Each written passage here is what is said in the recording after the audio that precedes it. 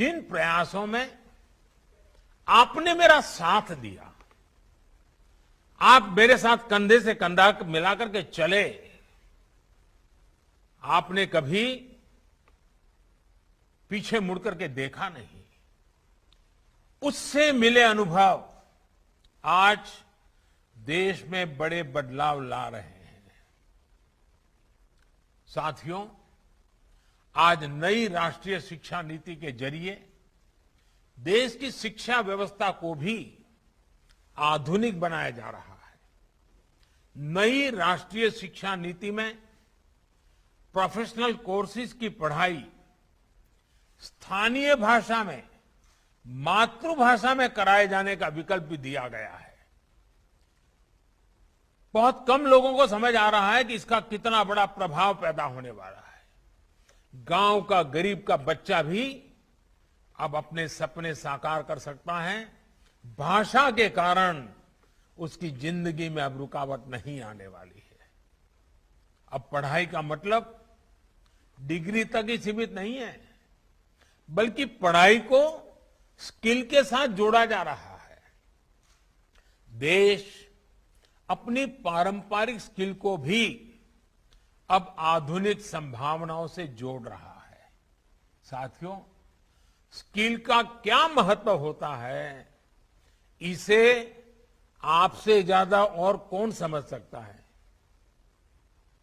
एक समय आप में से अधिकांश लोग सौराष्ट्र में अपना घर छोड़कर, खेत खलिहान छोड़कर, अपने दोस्त रिश्तेदार छोड़कर हीरा घिसने, हीरा घसू के रूप में सूरत आए थे। एक छोटे से कमरे में 8-8, 10-10 लोग रहा करते थे, लेकिन ये आपकी स्किल ही थी, आपका कौशल ही था, जिसकी वजह से आज आप लोग इतनी ऊंचाई पर पहुंचे हैं। और पांडुरंग शास्त्री जी ने तो आपके लिए कहा था, रत्न कलाकार कहा था। हमारे कान्जी भाई तो स्वयं में एक उदाहरण है। अपनी आयु की परवाह न करते हुए वो पढ़ते ही गए, नया नया कौशल अपने साथ जोड़ते ही चले गए। और शायद आज भी पूछोगे कि कांजी भाई कोई पढ़ाई वढ़ाई चल रही है क्या, तो हो सकता है कुछ तो पढ़ते ही होंगे। ये बहुत बड़ी बात है जी। साथियों, स्किल और इकोसिस्टम से मिलकर आज नए भारत की नींव रख रहे हैं। स्टार्टअप इंडिया की सफलता हमारे सामने है। आज भारत के स्टार्टअप्स पूरी दुनिया में पहचान बना रहे हैं। हमारे यूनिकॉर्न्स की संख्या अब रिकॉर्ड बना रही है। कोरोना के कठिन समय के बाद हमारी अर्थव्यवस्था ने जितनी तेजी से वापसी की है, उससे पूरा विश्व भारत को लेकर आशा से भरा हुआ है। अभी हाल में एक विश्व संस्था ने भी कहा है कि भारत फिर दुनिया की सबसे तेजी से आगे बढ़ने वाली अर्थव्यवस्था बनने जा रहा है। मुझे विश्वास है, गुजरात राष्ट्र निर्माण के अपने प्रयासों में हमेशा की तरह सर्वश्रेष्ठ रहेगा, सर्वश्रेष्ठ करेगा। अब तो भूपेंद्र भाई पटेल जी और उनकी पूरी टीम एक नई ऊर्जा के साथ गुजरात की प्रगति के इस मिशन में जुट गए हैं। साथियों, वैसे भूपेंद्र भाई के नेतृत्व में नई सरकार बनने के बाद आज पहली बार मुझे इतने विस्तार से गुजरात के लोगों को संबोधित करने का अवसर मिला है। एक साथी कार्यकर्ता के रूप में भूपेंद्र भाई से मेरा परिचय 25 वर्ष से भी ज्यादा का है।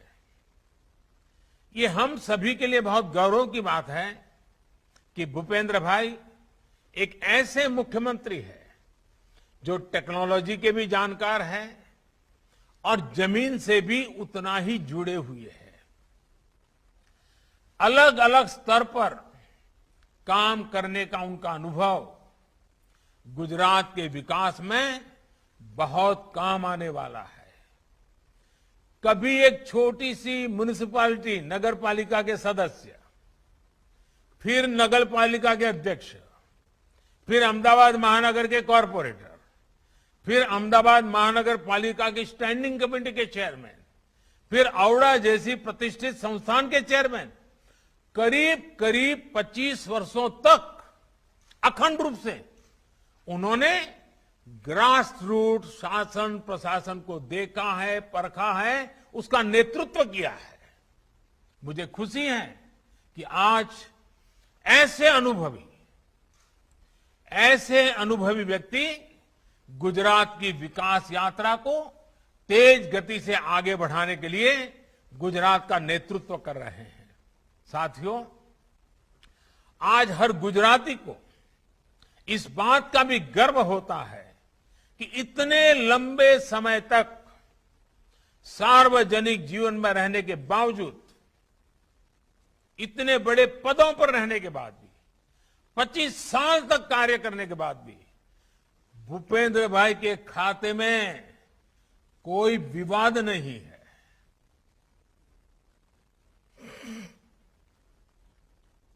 भूपेंद्र भाई बहुत ही कम बोलते हैं, लेकिन कार्य में कभी कोई कमी नहीं आने देते।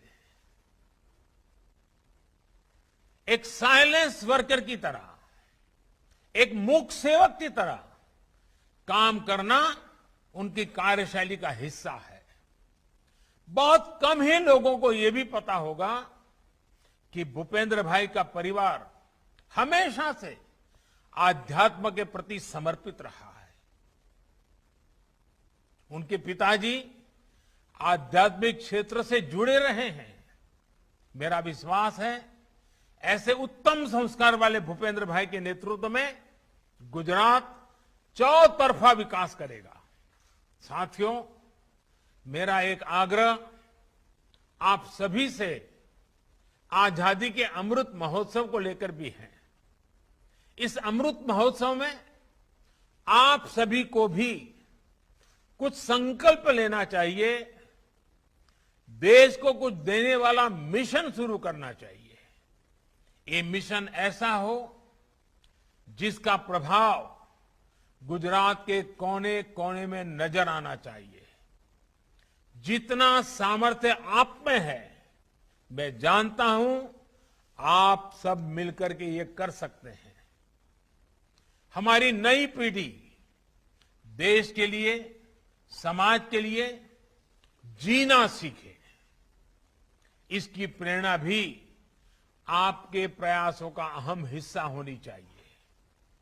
सेवा से सिद्धि के मंत्र पर चलते हुए हम गुजरात को, देश को नई ऊंचाई पर पहुंचाएंगे। आप सबके बीच लंबे अरसे के बाद आने का सौभाग्य मिला। सबके यहां वर्चुअली मैं सबके दर्शन कर रहा हूं।